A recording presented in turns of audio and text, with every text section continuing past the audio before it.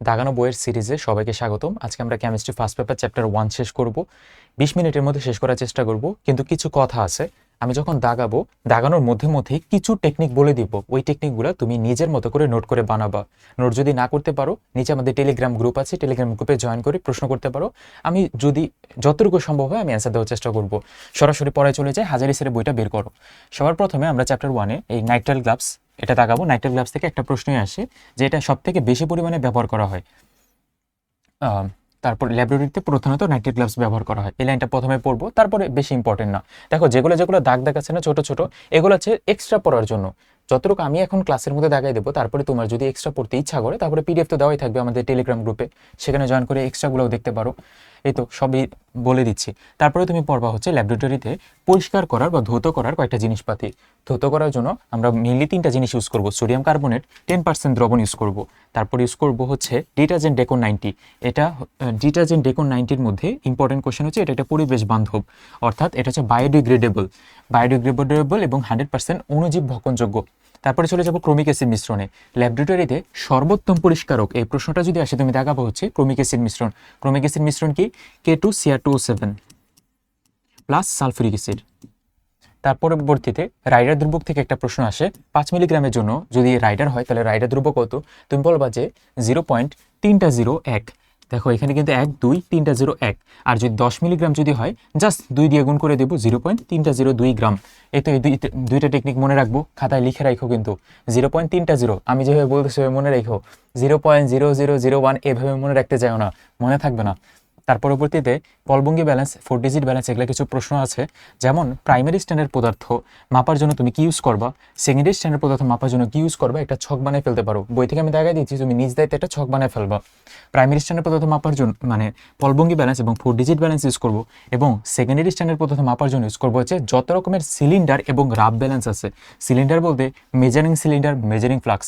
আবারও বলি, secondary standard পদার্থ মাপার জন্য তুমি ইউজ করবা সিলিন্ডার, মেজারিং সিলিন্ডার। আর পরবর্তীতে এখান থেকে কিছু নাই, মেজারিং সিলিন্ডার থেকে একটা কাজ পড়ব, এটা সেকেন্ডারি স্ট্যান্ডার্ড পদার্থ মাপার জন্য ইউজ করা হয়। তার পরবর্তীতে এখানে আর ওভাবে খুব একটা ইম্পর্টেন্ট কিছু না। যদি তোমার থাকে ফ্লাক্স, মেজারিং ফ্লাক্সের কাজ কি? তুমি বলবে যে প্রাইমারি স্ট্যান্ডার্ড পদার্থ বা প্রমাণ দ্রবণ মাপার জন্য ইউজ করব। তার পরবর্তীতে এখানে আর কিছু নাই, চলে আসবো 0.1 সেন্টিমিটার কিউব বা 0.1 সিসি। এটা হচ্ছে ক্ষুদ্রতম পরিমাপক বুলেটের মধ্যে। প্রিপেডের মধ্যে আসবো। প্রিপেড হচ্ছে দ্রবণকে এক জায়গা থেকে আরেক জায়গায় স্থানান্তরের জন্য ইউজ করা হয়। এই লাইনটা পড়বো শুধু। তাহলে এখানে সবগুলো ইম্পর্টেন্ট একসাথে করে সাজাই দিচ্ছি। এই 3টা পয়েন্ট আবার একটু দেখে নেব। বুনসেন বার্নার বা স্পিরিট ল্যাম্প থেকে একটা প্রশ্ন আসে যে স্পিরিট ল্যাম্পের ক্ষেত্রে তোমার কি কি শিখে আছে? তুমি বলবা যে 2টা আছে, এটা হচ্ছে অন্তস্থ নীল বিজারণ মণ্ডল এবং আরেকটা হচ্ছে বহিস্থ নীল অনুজ্জ্বল জারণ মণ্ডল। এটা 2টা একটু দেখে রাখলেই হয়, এখান থেকে এতটা ইম্পর্টেন্ট কিছু না। এই যে উপরের জারণ মণ্ডলে আছে 1570 ডিগ্রি সেলসিয়াস টেম্পারেচার। তার পরবর্তীতে আরেকটা জিনিস ইউজ করি আমরা, স্পিরিট ল্যাম্প। স্পিরিট ল্যাম্প এখানে ইউজ করি হচ্ছে স্পিরিটের মধ্যে আছে মেথিলেটেড স্পিরিট, রেকটিফাইড স্পিরিট। তো রেকটিফাইড স্পিরিটের সংকেতটা শিখতে হবে। 95.6% ইথানল এবং 4.4% হচ্ছে পানি, রেকটিফাইড স্পিরিট। আর যদি বলে মেথিলেটেড স্পিরিটের সংকেত কি, এগুলা +5% মিথানল হচ্ছে মেথিলেটেড স্পিরিট। এ তো হয়ে গেল। তারপরে চলে যাব শুষ্ককারক পদার্থ বা ড্রাইং এজেন্ট কারা কারা। ড্রাইং এজেন্ট কারা কারা এবং ডিহাইড্রেটিং এজেন্ট কারা কারা, যে কোনো একটা পয়েন্ট মনে রাখবা, বাকিটা। ড্রাইং এজেন্টের ক্ষেত্রে তুমি বলবা এগুলার আরেক নাম হচ্ছে ডেসিকেটিং এজেন্ট, এবং এটার এক্সাম্পল হচ্ছে অনেক কিছু এক্সাম্পল আছে। আমি সাজেস্ট করি তুমি ড্রাইং এজেন্ট বা শুষ্ককারক না পড়ে চলে যাওয়া হচ্ছে নিরুতক বা ডিহাইড্রেটিং এজেন্ট, এগুলো পড়া, কারণ এগুলো কম দেওয়া। তো এখানে মনে রাখবো অ্যালুমিনা একটা, পটাশিয়াম হাইড্রোজেন সালফেট একটা, সালফিউরিক অ্যাসিড, ফসফরিক অ্যাসিড।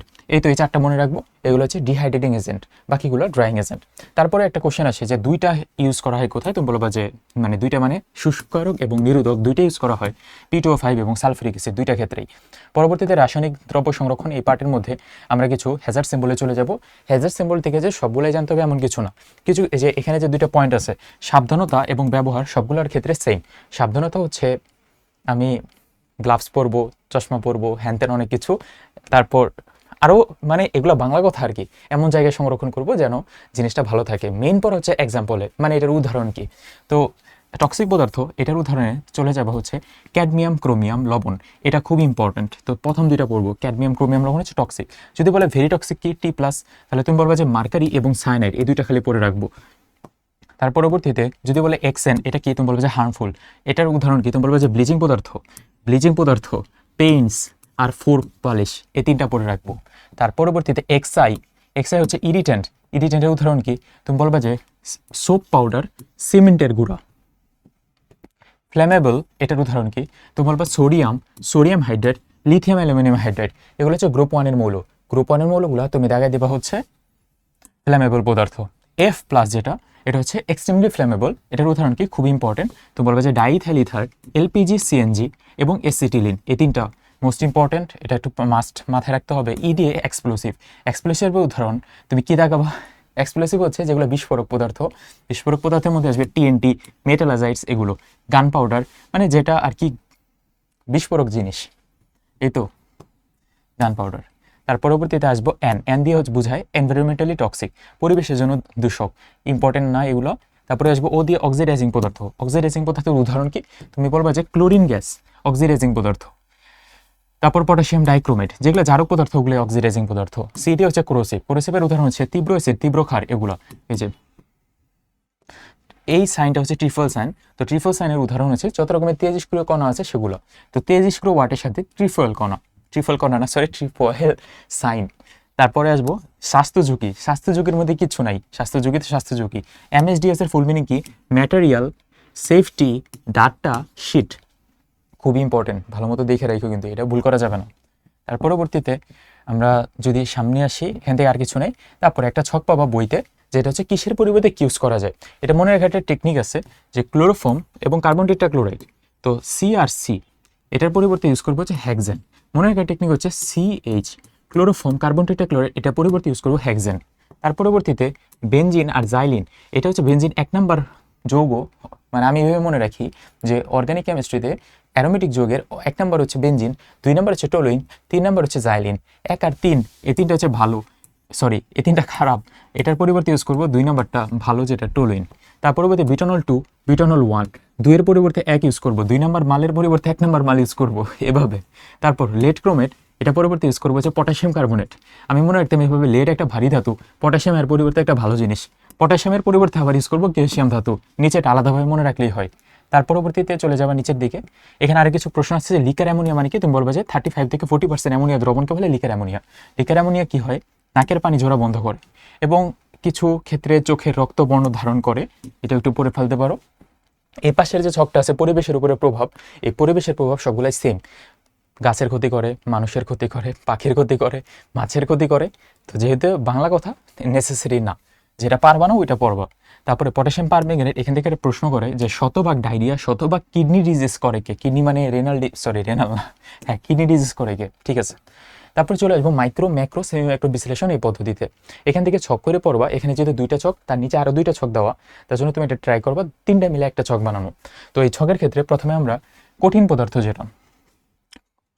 পদার্থ গ্রামে বের করতে হয়। তো প্রথমে ম্যাক্রো, তারপরে সেমি মাইক্রো, আর তারপরে হচ্ছে মাইক্রো, এই তিনটার আমরা হিসাব বের করবো। তো ম্যাক্রোতে সব থেকে বেশি পরিমাণে লাগে, তার জন্য তুমি বলবা যে ভাই এটার জন্য যে ভ্যালুটা, এটা হচ্ছে 0.5 থেকে 2 গ্রাম।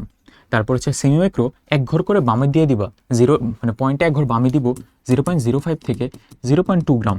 আর এখানে আরেক ঘর বামে দিয়ে দিব মাইক্রোতে 0.005 থেকে 0.02 গ্রাম। এই তো।